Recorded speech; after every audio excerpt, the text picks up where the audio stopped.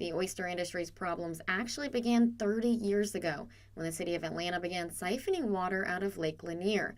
The long-term practice reduced the fresh water that eventually flowed down the Apalachicola River and into the Apalachicola Bay.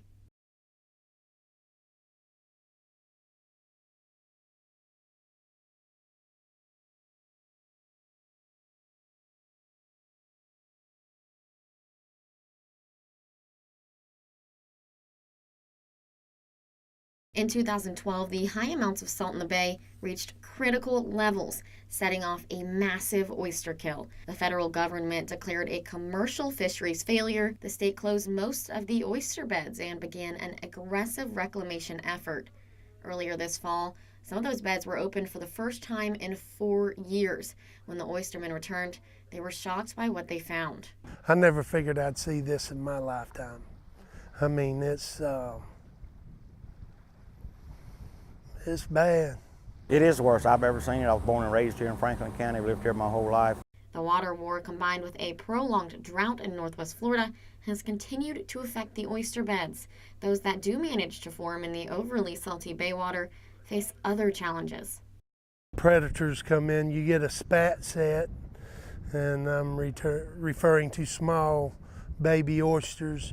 Then the predators come in and kill them off, before they have a chance to grow and mature.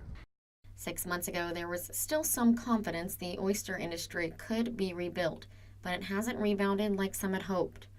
I used to do 150, 250 bags a day, and I do 0 now. Some say it's imperative the industry survives. If you look around Franklin County, you don't see Walmarts, you don't see 10-story condominiums, you don't see theme parks, you don't see shopping malls, and it's all because we've always tried to protect the environment.